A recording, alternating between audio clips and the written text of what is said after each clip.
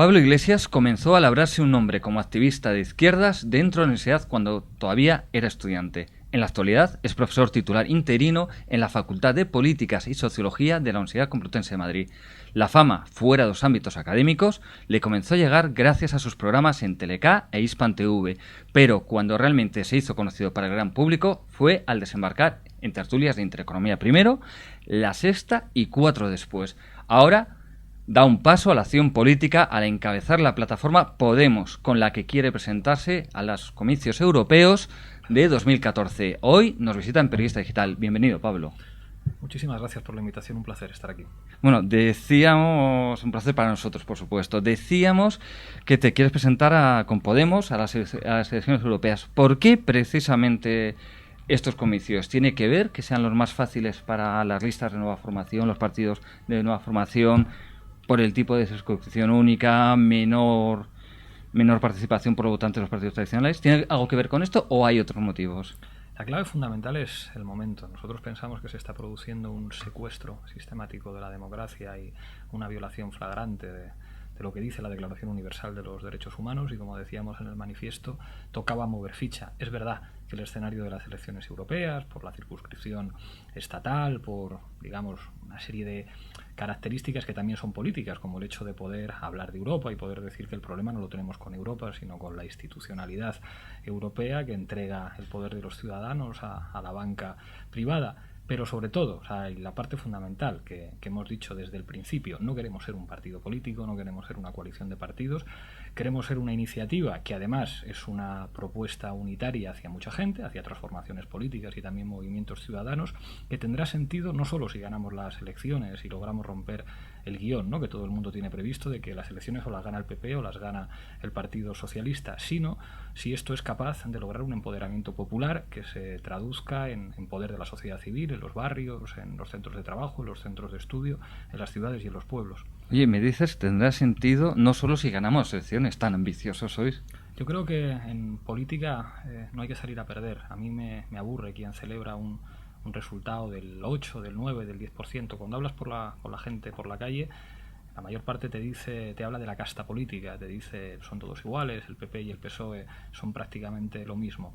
El problema es que algunos tienen una concepción mínima de la democracia, según la cual democracia es dejar una papeleta cada 4 años en una urna, que es algo que es importante, pero no basta para que haya democracia. Democracia es lo que hemos visto hoy con la marea blanca derrotando al señor Laschetti y demostrando que cuando la gente se organiza y se empodera se puede defender la sanidad pública en este caso. Por eso, en política también hay que entender que cuando la gente se organiza no hay límites y que las elecciones no las tienen por qué ganar los mismos, y si nosotros seguimos con esta apuesta porque la gente quiera, no vamos a salir a buscar el empate ni a buscar un buen resultado, vamos a por todas, y aún así el resultado electoral es lo de menos. Lo importante es que la gente esté organizada. No tiene ningún sentido que alguien venga a decir, mire usted señora, yo le voy a solucionar el problema de la sanidad, si los trabajadores de la sanidad y los usuarios no están organizados para defender sus derechos cuando venga alguien y pretenda privatizárselos. Dices que democracia es derrotar al señor Laschetti, pero te voy a preguntar, democracia también es no los ciudadanos que se manifestaban de forma pacífica, pero sí los violentos que lo hicieron en Gamonal. Fíjate que en esto de Gamonal hay un doble discurso que ahí me llama la atención. No, distingo claramente entre los que se manifestaban de forma pacífica y los violentos que los hubo. Respondo a la pregunta cogiendo el toro por los cuernos. Ahí me llama la atención que algunos medios de comunicación que se han referido a manifestantes encapuchados en Ucrania como héroes de la democracia, cuando se trata de ciudadanos españoles les llamen terroristas. Hemos visto en Gamonal a todo el pueblo defendiendo a los detenidos, visitando las entidades bancarias que habían sido dañadas y diciendo no pongan ustedes denuncia, y pidiendo la libertad. Yo creo que es terrible, es una imagen que a nadie le gusta el ver a un joven tirando una piedra contra una nula bancaria, pero no podemos poner el foco del problema ahí. Lo que está ocurriendo ahí es la consecuencia de que el Ayuntamiento de Burgos no representara a los ciudadanos, sino que estuviera secuestrado por un constructor. Cuando se producen situaciones de secuestro de la democracia como esa, situaciones espantosas que a nadie le gusta, porque además el que está tirando una piedra contra una luna sabe que si le cogen va a ir a la cárcel, a diferencia de los que han arruinado nuestro país. Pero si eso se está produciendo, y es terrible y a nadie le puede gustar eso, el problema no está en quien tira la piedra, el problema es quien echa gasolina a las calles desobedeciendo un mandato popular que dice, diga usted, Si los vecinos del barrio decimos que no nos hagan un parking privado para que aparque el que tenga dinero y que por lo menos dejen las cosas como están, ya que ustedes no van a darnos las dotaciones que necesita este barrio, como que haya más centros de salud, más parques públicos o escuelas infantiles, al menos respeten lo que estamos diciendo. Me da la impresión de que estás defendiendo a los violentos. ¿De verdad? Yo creo que no. Yo lo que estoy diciendo es que en todo caso esas situaciones que se producen, que no me gustan, y lo digo aquí, que son terribles, no son consecuencia de un plan preconcebido por nadie, sino de quien echa gasolina a las calles. ¿Quién echa gasolina a las calles? Un constructor que tiene en sus manos al ayuntamiento que debería representar democráticamente a los ciudadanos. Creo que soy claro en eso. Sí, pero bueno, al final hay una pequeña justificación, insisto, yo no voy a defender una casta corrupta como la hay en el Ayuntamiento de Burgos de siempre, con dependencia de los partidos que hayan gobernado, pero... Si preguntáramos a un conservador alemán en estos momentos y le dijéramos ¿qué opina usted de que haya jóvenes que estén tirando piedras a la policía en Ucrania?, seguramente diría, es que el problema es Yanukovych, que no ha querido hacer un acuerdo de libre comercio con nosotros. Si me preguntan a mí cuál es el problema de que haya jóvenes en Burgos que tiren piedras contra las lunas bancarias, contestaré, el problema es que el alcalde de Burgos no está respondiendo a sus ciudadanos, sino que está siendo un agente contable de un constructor. ¿Eso quiere decir que a mí me parezca bien que se tiren piedras contra una luna bancaria? No. Lo que trato de explicar es que eso es la consecuencia de que algunos están robando a los ciudadanos. Bueno, pero volvamos a su plataforma política. Hace unos días defendía que su plataforma, Podemos, podría pactar con Izquierda Unida si la coalición de Cayo Lara aceptaba unas primarias. ¿Ha recibido alguna respuesta por parte de Izquierda Unida en este sentido? Por parte de muchos militantes, incluso dirigentes de Izquierda Unida, hemos recibido comentarios y artículos que han resultado muy satisfactorios para nosotros. Sabemos que es muy difícil que una organización política como Izquierda Unida, que tiene sus tiempos, que tiene su organicidad, que tiene sus procesos de decisión, pueda asumir algo como lo que nosotros estamos planteando, no como negociación además. A nosotros no nos gustan las negociaciones de despachos, ni vamos a negociar listas, les estamos proponiendo una metodología, y es que la candidata o el candidato a las europeas lo puede elegir la gente en un proceso de participación abierta, sin control de censos a los ciudadanos. Lo que les estamos diciendo a Izquierda Unida, a Nova, a las CUP, es que en un momento de excepcionalidad como este hace falta un dispositivo que sirva para ilusionar y empoderar a la gente. ¿Eso quiere decir que las primarias abiertas son la solución al problema de la democracia en todas partes? Para nada. Ojalá fuera tan sencillo. Pero que en momentos de excepcionalidad hay que ilusionar. Y a nosotros nos encantaría que Izquierda Unida digamos que tomar en consideración nuestra propuesta. Sabemos que va a ser difícil y decidan lo que decidan, nosotros les vamos a respetar, y si ese acuerdo no puede llegar antes de las elecciones europeas, estoy convencido que llegará después, porque somos compañeros al fin y al cabo y estamos llamados a entendernos. Pablo, qué curioso, una cosa que une a Podemos con grupos ideológicamente bastante más alejados, como puede ser Vox o puede ser Ciudadanos, es esta insistencia en la importancia de las primarias. Yo creo que, insisto, lo de las primarias es lo de menos. El problema, no tanto que sino que es consecuencia de lo que está pasando en este país y en Europa del Sur en general, es que existe una crisis de sistema. Y esa crisis de sistema tiene como una de sus principales características el rechazo por parte de la mayor parte de los ciudadanos a algo que entienden como casta política y los límites cada vez mayores de la forma tradicional de agregación política que son los partidos. Entonces es lógico que esa crisis de sistema se manifieste en la derecha y se manifieste en la izquierda, que espacios tradicionales de encuadramiento y de participación política entren en crisis. ¿Eso quiere decir que estamos de acuerdo? No, eso quiere decir que la crisis de régimen afecta a todos. Que se hable de la monarquía en un momento como este quiere decir que monárquicos y demócratas están coincidiendo en posiciones. No. ¿Monárquicos y demócratas son necesariamente diferentes? La monarquía es incompatible con la democracia. Esto es como atar moscas por el rabo. Es decir, que el jefe del Estado no le elija a nadie, eso no se puede defender. Pero el resto del sistema podría ser democrático, ¿no? Bueno, claro, en este país lo que nos dijeron, y creo que no miento si lo digo, es que tener un rey servía para que los militares no dieran un golpe de Estado. Y de hecho nos explicaron que el 23F se evitó gracias a que el jefe del Estado dijo a una mayor parte de la casta militar golpista: mejor que no deis un golpe militar. dices, bueno, muchas gracias, señor jefe del Estado, por evitar un golpe de Estado, pero en una democracia normal, en teoría, no tendría que hacer falta que el jefe del Estado tuviera sangre azul y que no fuera elegido para que funcionara de manera natural y democrática. Ser monárquico es incompatible con ser demócrata, aunque haya monárquicos que digan, yo en todo lo demás sí soy demócrata, menos en la elección del jefe del Estado, por eso distingo entre demócratas y monárquicos. Y bueno, también le quería preguntar, su propuesta es claramente de izquierdas, muy de izquierdas, a la izquierda del PSOE, aunque posiblemente usted considere que el PSOE no es de izquierdas. ¿Qué le diferencia de Izquierda Unida, de EQUO, de izquierda anticapitalista y de otras formaciones? Pues fíjese, creo que no. Yo soy de izquierdas y eso no lo puedo negar, se me nota. En la forma de hablar, incluso creo que hasta, por desgracia, en el aspecto. Cuando la gente me ve dice, uff, se te nota que eres muy de izquierdas, pero creo que lo que estamos defendiendo no es casi ni de izquierdas ni de derechas, es el sentido común. Cuando nosotros estamos diciendo el problema es que no se cumple lo que dice la Declaración Universal de Derechos Humanos, lo que estamos diciendo es que no se cumple lo que buena parte de los países normales en el siglo XX entendieron que eran unas normas de convivencia. La Declaración Universal de Derechos Humanos dice, por ejemplo, que el derecho de rebelión frente a la tiranía es sagrado, dice que todo el mundo tiene que tener derecho al vestido, derecho a una vivienda digna, derecho a condiciones de trabajo dignas, y eso no se está cumpliendo. Lo que nosotros estamos planteando, cuando hablamos de que no se puede entregar la soberanía a poderes exteriores, es algo que cualquier patriota debería asumir. Si el señor de Gaulle resucitara de la tumba y viera lo que está ocurriendo aquí, y el señor de Gaulle era muy de derechas, diría, esto es una tomadura de pelo. ¿Cómo voy a permitir yo que en Francia el sistema eléctrico esté privatizado? O que las empresas eléctricas se permitan cortar la luz a los franceses, o que se permitan en subastas fraudulentas decirle a un gobierno cómo tiene que ser el precio de la luz. ¿O cómo voy a consentir yo que mi política monetaria se decida en el Banco Central Europeo, que no tiene controles democráticos?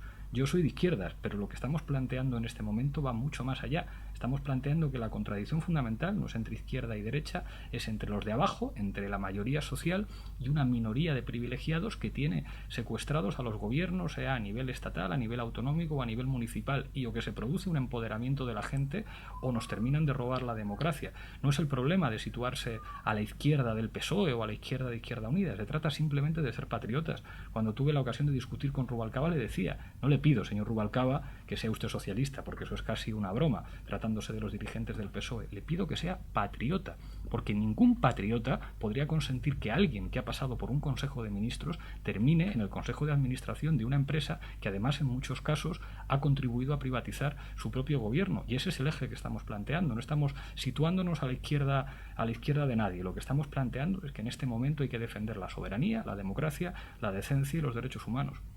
Bueno, eso más que un secuestro, a mí lo que me suena es un conchaveo entre élites políticas y empresas que actúan al margen de lo que debería ser la lógica empresarial. O el respeto en una sociedad de libre competencia. Claro, lo que pasa es que en este país... La alianza de poderes al final les beneficia al margen de todos. Claro, lo que pasa es que es una concepción del liberalismo que es como el socialismo utópico.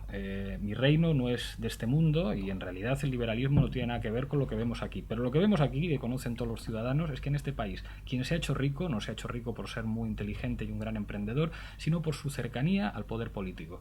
En este país basta ver los palcos de muchos campos de fútbol importantes para ver cómo se hacen los negocios. ¿Qué es lo que revela el caso Gürtel o el caso Bárcenas? ¿Que 4 golfos de segunda fila como el señor Bárcenas tuviera cuentas en Suiza? No, sino que el aparato de financiación de los partidos dependía en última instancia de las generosas donaciones, a veces legales y a veces ilegales, de grandes empresarios que después obtenían favores administrativos. ¿Qué es lo que ocurre entonces? Que no gobiernan los que se presentan a las elecciones, gobiernan los que son capaces de sobornar sistemáticamente al poder político. ¿Eso es una práctica empresarial honesta? Seguro que no, pero así ha funcionado el mundo en España. En este país no tenemos capitalistas de esos que describía Max Weber con espíritu emprendedor y amantes del ahorro. En este país lo que hemos tenido son golfos cercanos al poder. Esa imagen patética que revelaba Berlanga en la escopeta nacional es el pasado, el presente y esperamos que no sea el futuro de España. También le quería preguntar, recientemente Julio Anguita decía algo así como que me gusta Podemos, pero me debo a Izquierda Unida. ¿Han intentado ustedes captar a otros altos cargos o grandes nombres de Izquierda Unida, tanto pasados como presentes? A Julio Anguita, cualquiera que intentara captarle sería un imprudente. Es un hombre no solamente de una enorme altura política, algo que por desgracia se echa en falta en estos tiempos, sino de una enorme altura moral. Yo hablé con Julio y hablo con él con cierta con cierta frecuencia y le conté abiertamente mis planes, sabiendo que alguien que ha sido secretario general del Partido Comunista y coordinador general de Izquierda Unida va a asumir siempre la disciplina de su partido, y así debe ser, y eso es lo que le da la talla moral que tiene. Creo que ha sido tremendamente valiente por su parte el hecho de decir: yo soy militante de una organización y aunque pueda no estar de acuerdo con las decisiones de su dirección, siempre las voy a respetar porque soy demócrata, pero quiero decir públicamente que la propuesta de Pablo me parece correcta y que entiendo que eso es lo que debería hacer nuestra organización. Yo creo que no se le puede pedir más. Ahí me conmovió cuando le escuché decir algo así, porque volví a demostrar, pues eso, que les falta a muchos en este momento, cuando la talla política se junta con la talla moral. Me acaba de sorprender lo que dice, porque usted me habla de patriotismo, pero me dice que la obligación del que ha sido secretario general del Partido Comunista o de Izquierda Unida, realmente sabemos que el Partido Comunista en todas partes es una organización muy jerárquica y muy disciplinada, se debe a la lealtad al partido, antes que a la patria, al patriotismo, antes que al pueblo. ¿Está por encima de la lealtad al partido que al pueblo? Yo creo que cuando alguien milita en una organización política, y creo que el Partido Comunista hace muchos años que dejó de ser una organización tan disciplinada o tan jerárquica, porque al fin y al cabo los tiempos cambian y las corrientes de opinión son plurales en todas partes. Pero Anguita es comunista de vieja escuela, creo. Yo creo que no, porque precisamente Anguita viene de ser alcalde de Córdoba, y cuando eres alcalde tienes que tener mucha mano izquierda y tienes que escuchar a todo el mundo. No, pero algunos tics, ¿no? Esto da disciplina y tal. No sé, yo creo que no. Yo vengo de la izquierda, y si por algo nos caracterizamos en la izquierda es quizá por ser mucho menos disciplinados de lo que deberíamos ser. La pregunta, ¿está por encima? Creo que cuando alguien milita en una organización, que no es mi caso, yo no milito en Izquierda Unida, ni en el Partido Comunista, ni en ningún partido político, tiene que ser coherente con la decisión que ha tomado. Y su decisión es: entiendo que estoy sirviendo al país, organizándome con otra gente y asumiendo las decisiones que tomen los órganos que he elegido democráticamente. A mí eso me parece admirable, que alguien incluso estando en minoría diga: si yo estoy organizado aquí, yo entiendo que la decisión que colectivamente ha tomado la mayoría de mi organización o los órganos directivos de mi organización los voy a asumir. Es gente así la que necesitamos. Esos son los verdaderos patriotas, no los que después salen de un consejo de ministros y dicen: bueno, yo ya he terminado de ganar mucho dinero como ministro y ahora me voy a forrar de verdad en un consejo de administración. Todo lo contrario que el señor Julio Anguita, que siempre vivió modestamente y sigue viviendo modestamente. Entonces preferimos a alguien que es leal a su formación, aunque lo haga mal, aunque se equivoque, a un tipo que diga: mi formación, a la cual yo he dado tantos años de mi vida, lo está haciendo mal, se equivoca, me voy. Él ha dicho que en su opinión algunas cosas no se están haciendo bien, pero entiende, y esto habría que preguntar. No, pero ya te pregunto no por Anguita, sino en general. Yo creo que depende, o sea, que hay momentos en los que uno tiene que establecer una vara de medir. Si no estoy de acuerdo en nada de lo que hace la organización en la que milito, pues evidentemente, ¿qué haces ahí? Pero si estoy de acuerdo en lo fundamental, yo creo que es muy importante que la gente esté organizada. Yo no estoy organizado en un partido, pero no digo que los partidos no sirven para nada, ni digo a la gente que no milite en los partidos. Mi padre es militante de Izquierda Unida, mi compañera es militante de Izquierda Unida, y me parece muy bien que la gente milite. Lo que entiendo es que en estos momentos las formas de agregación social son diversas y la gente se organiza en muchos sitios, y que los partidos, algunos de ellos, aunque puedan ser condición necesaria de muchas cosas, no son condición suficiente, pero a los grandes militantes y a los grandes cuadros como Julio Anguita y como otros, máximo respeto, y estoy convencido que más tarde o más temprano estaremos haciendo política juntos. Permítame una pequeña crítica, una pregunta que contiene cierta crítica o no, eso estará por ver. Todas las noticias que vemos sobre Podemos se centran en la figura de Pablo Iglesias.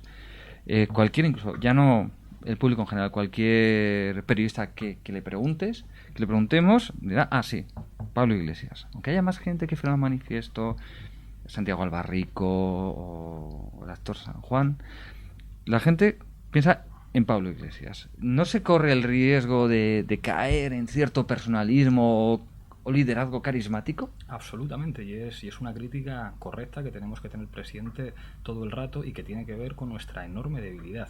Si las organizaciones de la sociedad civil fueran mucho más poderosas, no sería una cosa tan llamativa que un tipo con coleta se hubiera hecho conocido por discutir con Maruenda o con Alfonso Rojo en la televisión. Si eso se convierte en sí mismo en un acontecimiento, si eso hace que mucha gente diga: wow, ese tipo ha sido capaz de poner palabras a lo que yo estoy pensando, eso no revela nuestra fuerza, revela nuestra debilidad. Lo que estamos haciendo es poner a funcionar una cosa que además ni siquiera ha dependido exclusivamente de nosotros.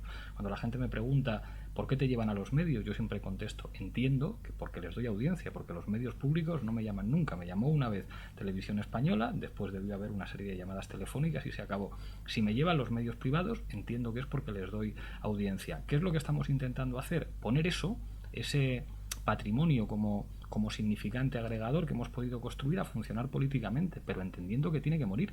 Es decir, si pasa el tiempo y la gente no se organiza y no se empodera y todo depende de que Pablo Iglesias vaya a la televisión, estamos muertos políticamente. Eso no puede durar porque además no depende de nosotros. Sería un estúpido si pensara que un movimiento de empoderamiento político puede depender de que me lleven a 4 o a la Sexta. Por lo tanto, es algo que estamos utilizando en esta coyuntura, en este momento de excepcionalidad y que esperamos que nos sirva para que la gente se empodere, porque ni yo personalmente me siento muy cómodo con esas etiquetas de liderazgo y porque creo que sirven para poco, que la clave es que la gente se empodere, y cuando eso ocurra, lo que hago yo en la televisión lo podrá hacer muchísima más gente y no será necesario estar en horario prime time discutiendo para que ciertas cosas se puedan poner a funcionar políticamente.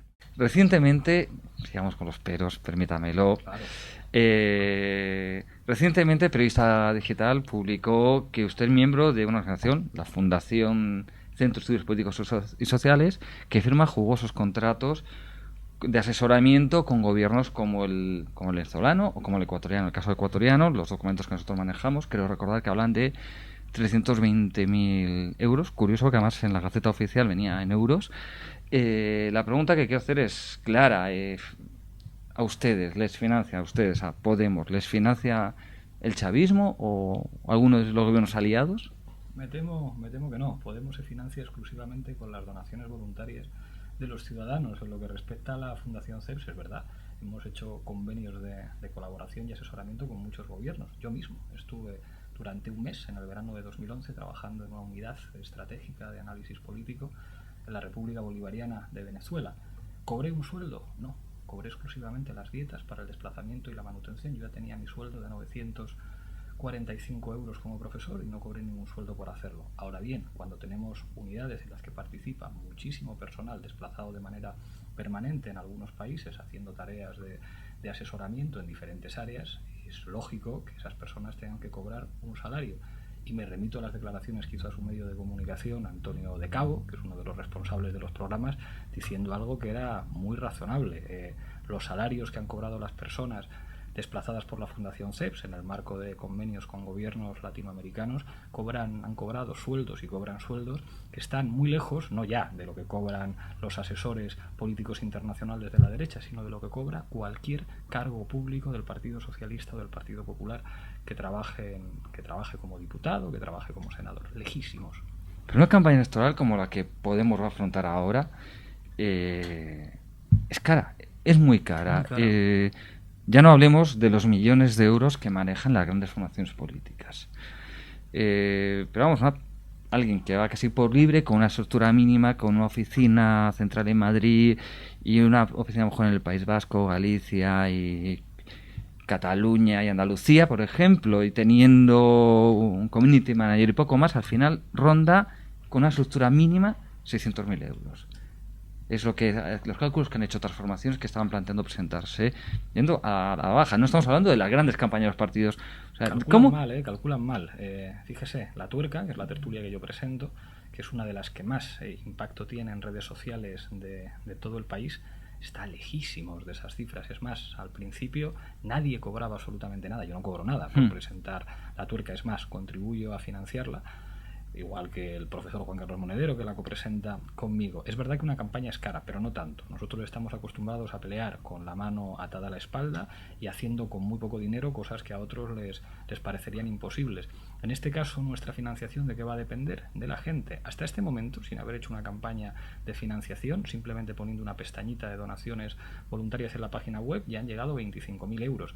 Puede que para otros 25.000 euros sea una ridiculez. Nosotros con 25.000 euros hacemos virguerías. Algunos con eso apenas montan un escenario. Efectivamente, nosotros hacemos muchísimas más cosas y basta vernos. Creo que el ejemplo de La Tuerca o el ejemplo de los actos que ha organizado Podemos hasta la fecha es pues bueno, ejemplifica que en la cultura de los movimientos sociales y la autoorganización a veces hay que hacer de la necesidad virtud. Es evidente que en una campaña electoral hace falta dinero y lo vamos a pedir, pero ¿se lo vamos a pedir a los bancos para después deberle un favor a alguien? No, se lo vamos a pedir a la gente, y estamos convencidos que la respuesta ciudadana va a sorprender a muchos, porque cuando la gente siente algo como propio, cuando siente que no está regalando el dinero a una casta o a una gentuza, sino que ve los resultados inmediatamente y ve cómo vivimos. A mí me contaban hace poco que los diputados del Parlamento Europeo viajan en business. A mí eso me parece una barbaridad, que un cargo público elegido por el pueblo se permita la desfachatez de viajar en business, en tren o en avión. Aunque digan que la agencia de viajes le sale más barato hacerla, pues a la agencia de viajes se le dice que hay una cosa que en política se llama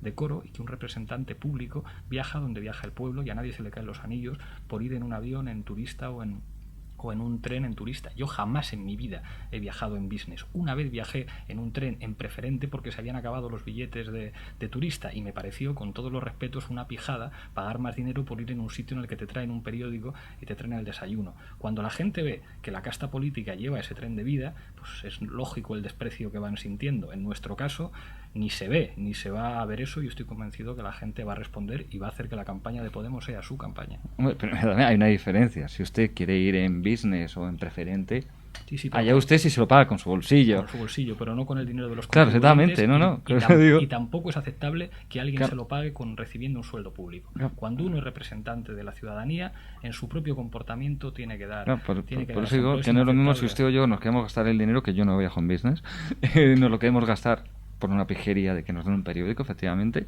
a que lo hagan con el sueldo público. De todos modos, usted hablaba de la tuerca. ¿Se lo van a jugar todo a las redes sociales y a la tuerca? No, evidentemente no. De hecho, en los últimos actos que hemos hecho, cuando estuvimos en Zaragoza, hubo 700 personas. En Asturias hubo más de 1000. Hay círculos Podemos no solamente en el territorio español, sino también en el extranjero. Ya hay círculos Podemos en el Caribe, hay círculos Podemos en Marruecos, hay círculos Podemos en Alemania, en el Reino Unido. La gente se está autoorganizando, que es lo que además hemos planteado, que en última instancia el poder es poder si está en manos de la gente. Esa es la clave de la democracia, y estamos convencidos de que vamos a hacer una campaña que va a sorprender a todo el mundo. Nadie esperaba, cuando fuimos la semana pasada a Zaragoza, en un acto puramente informativo de presentación del proyecto, habíamos reservado una sala con capacidad para 200 personas, que iban a acudir 700 y que íbamos a tener que salir a una plaza.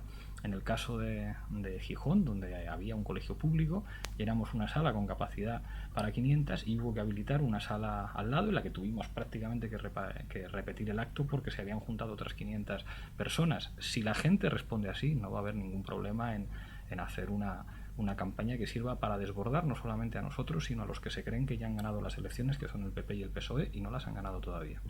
No, creo que están bastante preocupados por los resultados, pero bueno, le quería preguntar, antes hemos hablado de la relación de una organización del CEP, del que usted es miembro, con gobiernos como el de Nicolás Maduro, Rafael Correa, y yo le quería preguntar, ¿es la Venezuela bolivariana su modelo para España y para Europa? Evidentemente no, yo soy español y no quiero importar ningún modelo de ningún sitio. Las características culturales de mi país no son las características ni de Venezuela, ni de Ecuador, ni de Bolivia, ni las características políticas, ni la estructura del Estado, ni los efectos de las políticas económicas en los últimos años.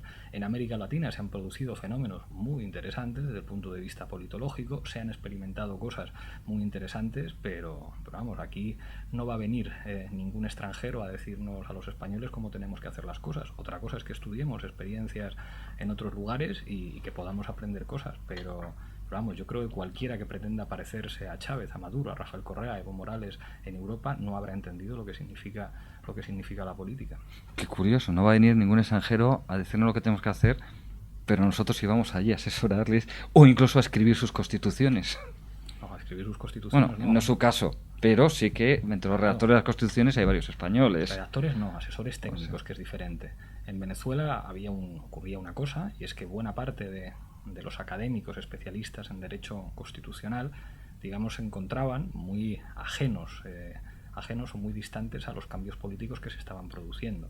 Y a partir de ahí se produce un convenio con una serie de especialistas técnicos en derecho constitucional, que son españoles, que además no todos tienen la misma ideología y llevan a cabo una serie de tareas de asesoramiento técnico. Esto es como los técnicos que redactan los decretos leyes en el Parlamento. Las leyes las hacen los políticos, y en todo caso los técnicos son los que contribuyen con su saber técnico a la conversión de esa voluntad política en un texto legal. Eso es lo que hace un asesor cuando está. El asesor no redacta constituciones, el asesor en todo caso asesora a la contraparte sobre aspectos técnicos. Estaría bueno que tuviéramos que ir nosotros a ningún sitio a decir cómo se tienen que hacer las cosas. Le aseguro que ningún patriota latinoamericano iba a aceptar que viniera un español a decirle cómo se tienen que hacer las cosas. Le quería preguntar, bueno, ya hemos visto que usted efectivamente va a apostar por utilizar la tuerca y no sé si por el formato se da pie a ello Territorio Comanche en Hispan, por los temas que se tratan, como plataforma electoral. Pues puede usted comprobar que no es así. No lo va a hacer. Porque si se fija usted, desde que hemos anunciado esto, no se ha hablado ni una sola vez en la tuerca del tema y vamos a mantener a raya nuestro punto honor como tertulia política plural y apartidista. Y apartidista, aunque no somos un partido político, nos incluye a nosotros. Si usted mira los programas que hemos hecho desde que dimos el paso adelante con Podemos, verá que no hay ninguna diferencia en la tuerca. En la tuerca vamos a hacer exactamente lo mismo que hemos venido haciendo hasta ahora. Es más, seríamos estúpidos si pensáramos que una tertulia de debate político se puede poner al servicio de una opción como la nuestra, de una iniciativa como la nuestra. Vamos a seguir haciendo nuestro trabajo como lo hemos venido haciendo hasta ahora. Fora Apache seguirá siendo un programa en el que discutamos de temas de política internacional desde la mayor rigurosidad. Seríamos muy torpes porque la gente se daría cuenta de eso si pretendiéramos manipular un medio que pretende ser independiente y plural como el nuestro y ponerlo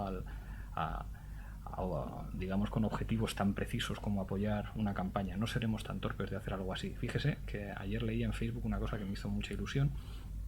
Podemos hizo un análisis de la primera semana y en el análisis publicado en nuestra página incluíamos enlaces a las críticas que habíamos recibido.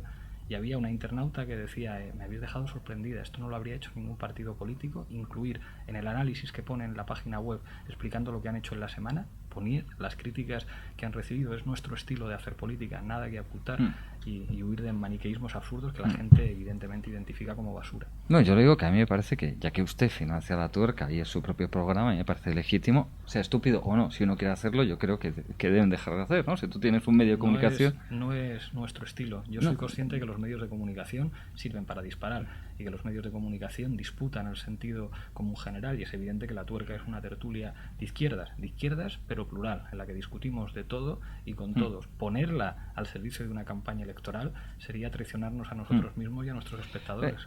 Ya que hablamos de esto, usted, que es tertuliano, como señalábamos antes, en 4, en La Sexta, lo ha sido, no sé si sigue siendo en Intereconomía, en El Gato al Agua.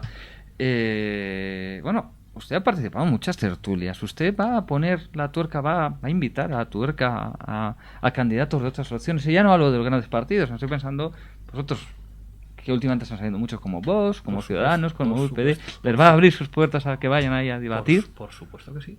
De hecho, ayer intentamos localizar a Alejo Vidal Cuadras, que ya estuvo hablando una vez en Fora Apache y no fue posible localizarle. Por supuesto que sí, al Partido Popular, al Partido Socialista, a UPyD, a Ciutadans. Albert Rivera ha intervenido por teléfono en la tuerca y claro que lo vamos a seguir haciendo. Es más, yo entrevisté la semana pasada a Billy Meyer, que muchos señalan como uno de los posibles candidatos de Izquierda Unida, y le hice una entrevista sobre cuestiones de política internacional. Vamos a seguir haciendo nuestro trabajo. Igual que voy a seguir presentando la tuerca, voy a seguir dando mis clases en la facultad. No me va a liberar ningún partido para que me dedique full time a tareas de campaña. Seguiré haciendo mi trabajo como una persona normal, porque pensamos que cuando la gente normal hace política, el estilo cambia y la gente nota la diferencia.